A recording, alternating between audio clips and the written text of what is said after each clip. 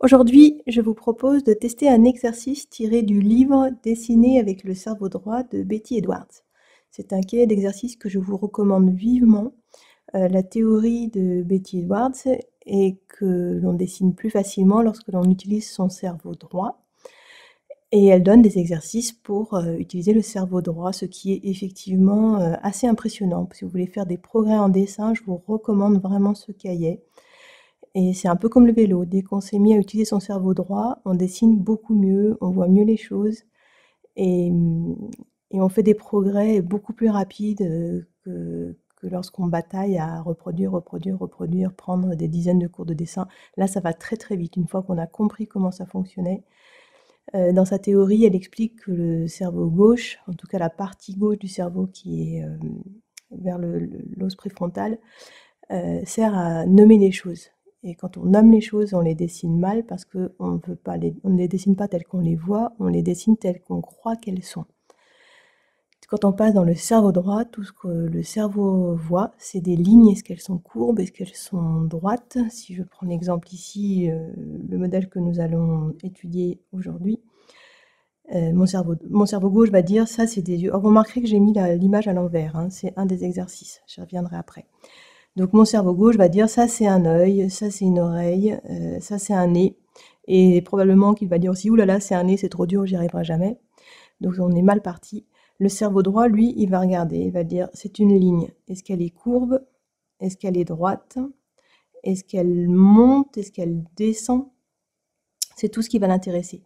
Et si on se contente d'observer les lignes, est-ce qu'elles sont droites, est-ce qu'elles sont courbes, est-ce qu'elles montent, est-ce qu'elles descendent, eh bien on peut tout représenter puisque tout autour de nous est composé de lignes qui montent, qui descendent, qui sont courbes, qui sont droites. Voilà pour le livre de Betty Edwards. Donc cet exercice, on dessine à l'envers. Le fait de dessiner à l'envers, ça rend beaucoup plus difficile pour le cerveau gauche l'analyse. C'est-à-dire qu'au bout d'un moment, il voit pas un crâne, il voit une espèce de courbe. D'accord? Là, il voit pas un œil, voilà, là c'est difficile de faire les yeux, jamais j'y arriverai. Il voit juste deux courbes comme ça, une qui, alors pour vous elle descend, une qui monte, et c'est tout ce qu'il voit. Donc ça aide à passer dans le cerveau droit. Voilà. Donc le modèle que j'ai choisi, il est tiré du livre qui s'intitule Ces inconnus célèbres ou ces célèbres inconnus. Je vais vous mettre la vignette. Vous n'êtes pas obligé de prendre le livre, je vais vous mettre l'image en lien, vous pourrez l'utiliser sur internet, elle est, je suppose, libre de droit. C'est un tableau, enfin un tableau, c'est tiré d'une fresque de Pompéi qui a survécu à Pompéi, donc elle est datée entre 55 et 79 de notre ère. Et, donc je crois qu'elle est exposée à Milan actuellement. Voilà. Je trouve qu'elle est intéressante. Bon, d'abord, moi j'aime bien ces œuvres du passé parce que c'est des portraits de personnes qui ont existé, donc je trouve ça touchant de voir leur visage. Et ensuite, je trouve que c'est bien pour commencer à dessiner puisque c'est déjà un dessin.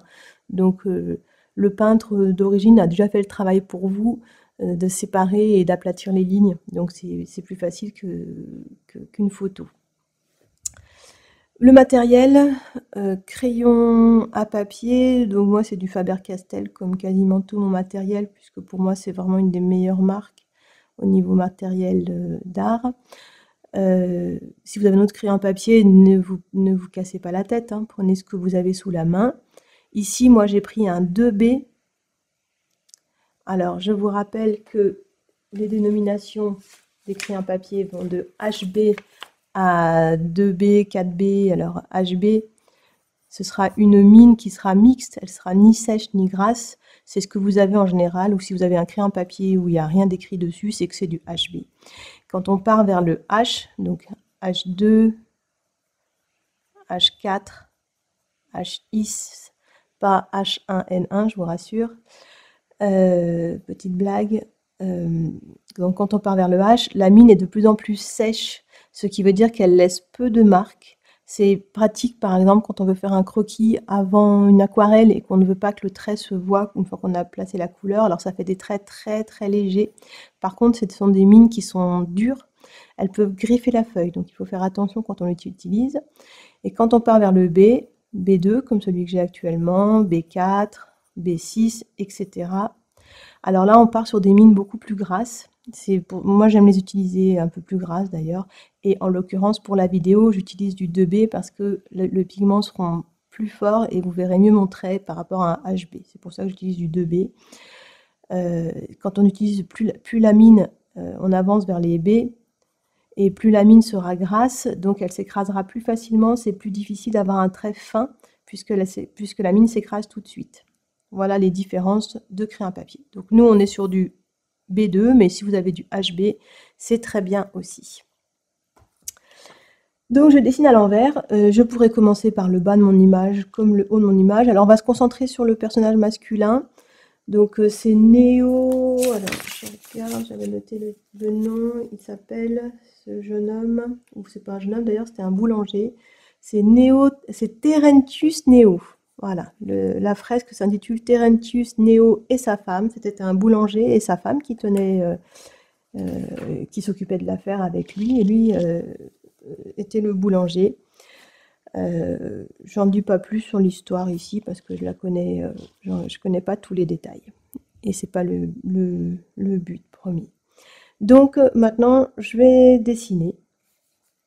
Alors, donc je le prends à l'envers. Donc je pourrais commencer, comme je disais, je pourrais commencer par ces formes ici. Mais j'aime bien commencer par en bas. Quitte à faire à l'envers, autant tout retourner.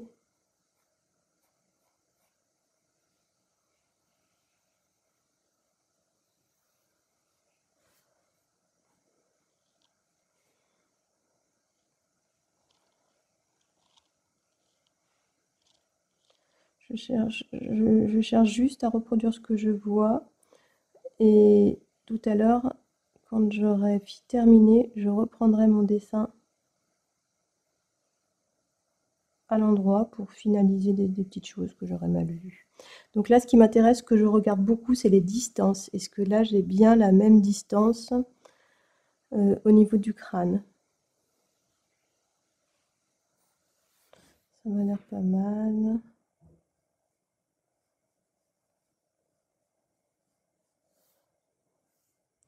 Je regarde aussi les sourcils. Est-ce qu'ils sont sur la même ligne que ici, cette ligne-là? Et je vois que non. Je vois aussi que là, ça commence un petit peu au-dessus. Mais le sourcil est là. Ce qui veut dire que mon oreille est trop... Alors, pour effacer, j'utilise ma gomme mie-de-pain. Alors, je vous recommande une fois de plus de l'acheter avec la marque Faber-Castell parce que c'est les meilleurs. Alors, je dis pas qu'il n'y en a pas des biens autres que Faber-Castell, mais avec Faber-Castell, vous ne prenez pas de risque parce que ça m'est arrivé d'en acheter qui était de très mauvaise qualité et pas forcément moins cher en plus. Donc là, ça coûte pas grand-chose. Achetez-vous une Faber-Castell. Pourquoi j'utilise sur ce dessin plus que la gomme habituelle? Parce que ça me permet, lorsque j'efface, déjà de faire moins de salissures. Et puis, je peux effacer progressivement. Si je veux faire un dégradé, je peux faire, et vous verrez, enfin, pas dans cette leçon-là, mais en l'occurrence, si j'ai peu appuyé, ça me permet d'effacer légèrement, sans forcément tout effacer. Mais par contre, vous voyez ses limites, c'est-à-dire que quand on a la gomme mie-de-pain, c'est bien quand on a utilisé des traits sans appuyer, sinon on est obligé d'utiliser une gomme habituelle. Voilà, donc là, je vais me taire maintenant, je vais me concentrer, mais sachez que je regarde sans cesse les liens ici, mon sourcil est un peu plus haut que cette zone-là, etc.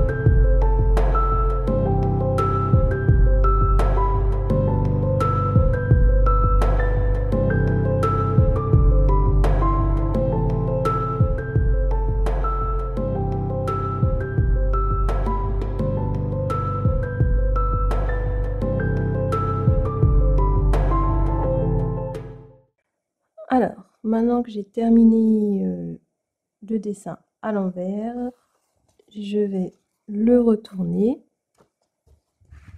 et retourner le livre. Voilà.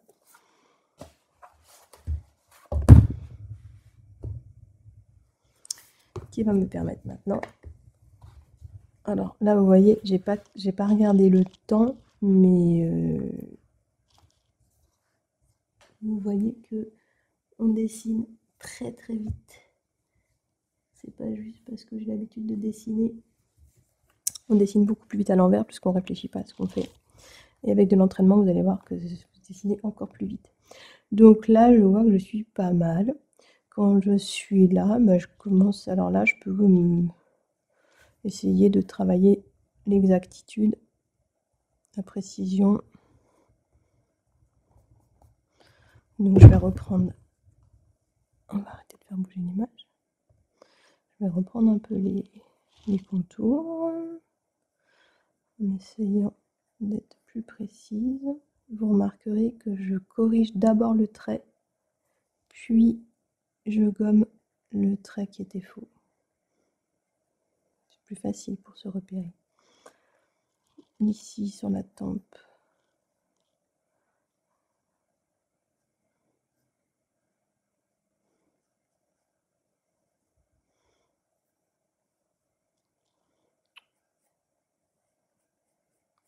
Bon, là on est pas mal. Peut-être un peu plus large ici. Pas mal, hein. Je vais faire des traits un peu moins marqués. Voilà, là j'avais son... Voilà, les sourcils.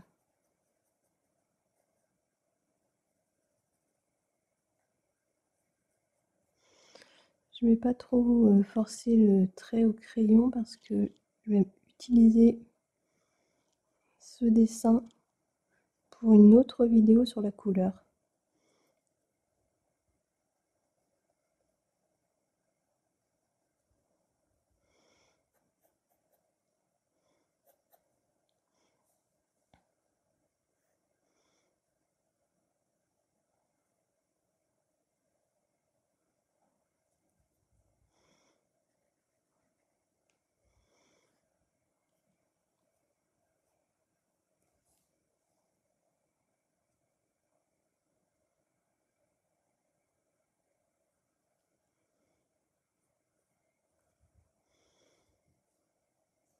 Alors, l'autre avantage de la gomme mi-pain, c'est que quand je gomme, je peux lui donner la forme que je veux. Ici, par exemple, une forme bien fine. Là, on est pas mal, hein. Le nez sera là, ouais, pas mal. Peut-être pas laisser assez d'espace ici entre la bouche et le nez. Dans ce cas-là, je regarde si ça vaut la peine de changer ou si je garde cette erreur. Du moment que le rendu est ressemblant, parfois le mieux est l'ennemi du bien.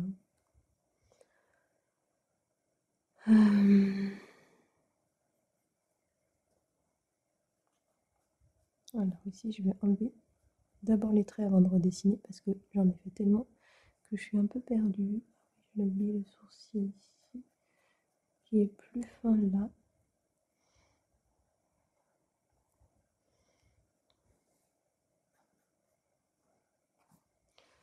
Pas mal.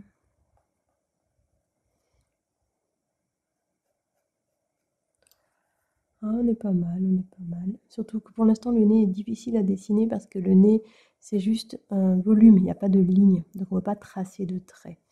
Donc ça, je le rendrai à la couleur. Je peux quand même chercher.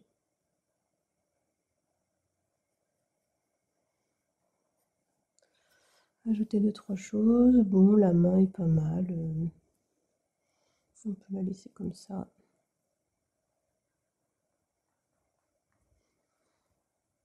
Peut-être un... Bon, là, je pinaille. Hein. On est pas mal.